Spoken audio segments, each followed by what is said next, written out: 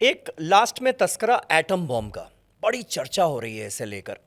और ये बार बार कहा जा रहा है कि आज की तारीख में अमेरिका का जो रुख और रवैया है, अगर आप अमेरिका के प्रभाव से बचे रहते हुए अपने मुल्क को आगे बढ़ाना चाहते हैं और उसके डर को ख़त्म करना चाहते हैं, तो परमाणु बम, एटम बम ही एकमात्र वो डिटरेंस है।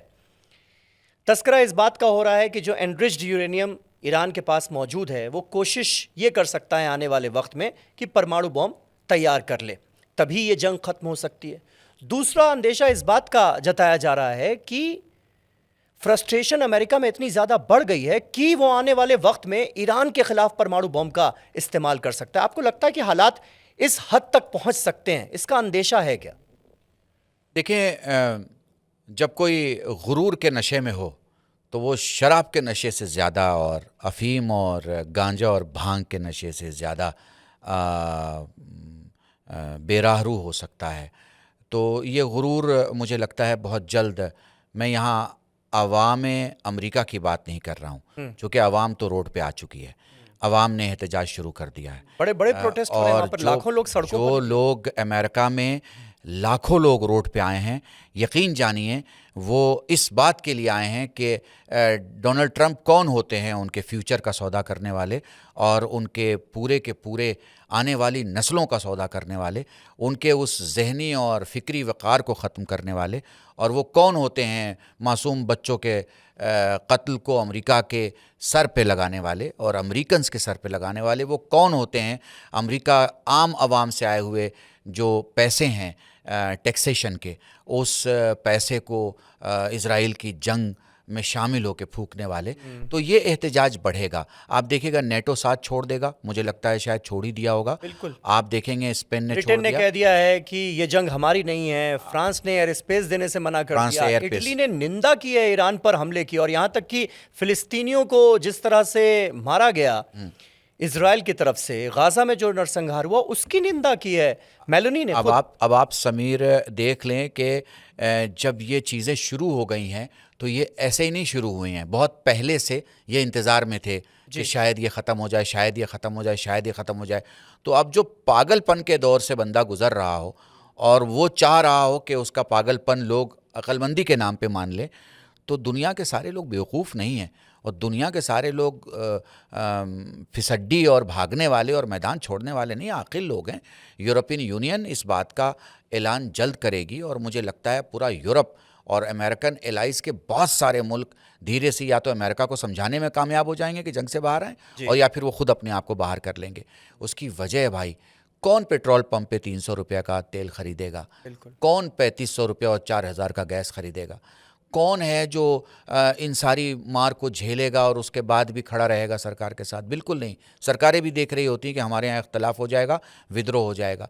तो ये सरकारों के जो बड़े चलाने वाले लोग होते हैं, ये समझदार होते हैं, इनको पता होता है कि ये बुखार 10वें दिन ये हाल करेगा और 20वें दिन किडनी ख़राब कर देगा, और किडनी ख़राब हुई तो सारा सिस्टम ख़राब हो जाएगा। तो बहुत सिंपल सी बात है, बातें ये ज़रूर करेंगे, जैसे ये मिसाइल मारने की बात कर रहे थे, उसी तरह ये बम फोड़ने की बात करेंगे, उसी तरह ये एटम बम फोड़ने की बात करेंगे, मगर ईरान के बच्चे से लेकर जवान तक अपनी जगह से कोई हिलने वाला नहीं है।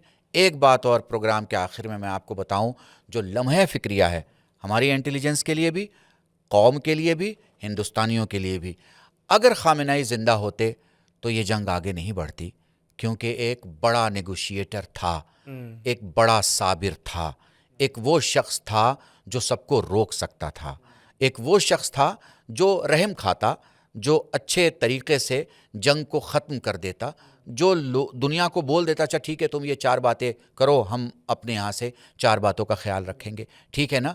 लेकिन उन्होंने खामनाई को मार दिया। आपको पता है इन्होंने खामनाई को मार के क्या दुनिया में बहरान पैदा किया है? अंदाज़ नहीं इनको। पहले ईरान की हुकूमत में कितने फ़ौजी थे? लगभग 6 लाख। उनकी दोनों फौजों को मिला के शायद 7-8 लाख। कितनी फौजी है उनके? एक टोटल 10 लाख। टोटल 10 लाख मान लीजिए, 10 लाख मान लीजिए। उनके यहाँ एक बसीज आम लोकल पुलिस है, वो कोई 13 लाख है, 12-13 लाख है। तो 12-13 लाख वो और 10 लाख वो, कितनी थी टोटल उनकी डिफेंस की पावर? 20 लाख की। 20 लाख के 9 करोड़ के देश में 20 लाख की पावर थी उनके पास। इन्होंने जिस दिन खामनाई को मारा, अभी आयतुल्लाह खामनेई का 40वां होने वाला है। जिस दिन इन्होंने आयतुल्लाह खामनेई को मारा है, उस दिन से लेके अब तक इन्होंने 9 करोड़ फौजी बना दिए हैं ईरान के, 9 करोड़। अब वो एक आदमी भी ऐसा नहीं है जो अपने मुल्क से अलग है। क्यों? इसलिए कि उसके लीडर को मार दिया गया, उसके बाप को मार दिया गया, पूरी कौम खुद को यतीम समझ रही है। और इस जज्बे को सलाम सिर्फ इसलिए है कि दुनिया का हर मुल्क अगर बचेगा, इसी जज्बे के साथ बचेगा। मैं आज अगर राष्ट्रपिता महात्मा गांधी को मानता हूं तो मैं प्यार करता हूं उनसे, और मैं उससे प्यार नहीं करूंगा जिसने गोलियां मारी होंगी महात्मा गांधी को।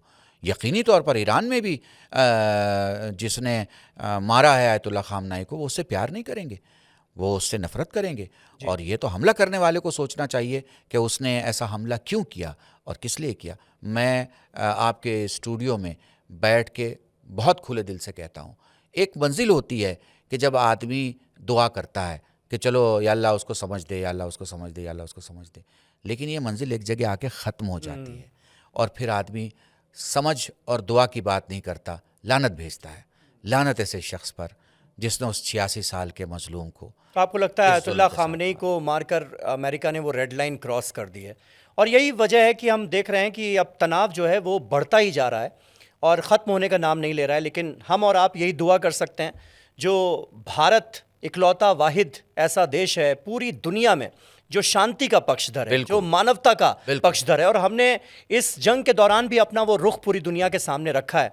तो उम्मीद की जानी चाहिए कि ये जो सेन वॉइसेस हैं ये और आगे बढ़ेंगी और ये जंग जल्द से जल्द ख़त्म होगी। ये कत्लो गारत और तबाही और बर्बादी का जो आलम हमें 21वीं सदी के इस दौर में देखने को मिल रहा है वो ख़त्म होगा। बहुत बहुत शुक्रिया मौलाना कल्ब रुशैद रिजवी, आप TV9 के स्टूडियो में आए और आपसे आज हमने दिल खोलकर इतनी सारी बातें कहीं और करी, और बहुत सारे ऐसे सवाल जो लोगों के जहन में होंगे, मुझे लगता है इस पॉडकास्ट के ज़रिए उनको भी जवाब मिले होंगे। बहुत शुक्रिया समीर, आपने बुलाया, और बहुत शुक्रिया आप देखने वालों का कि आपने मुझे और समीर साहब की आवाज़ को एक साथ सुना।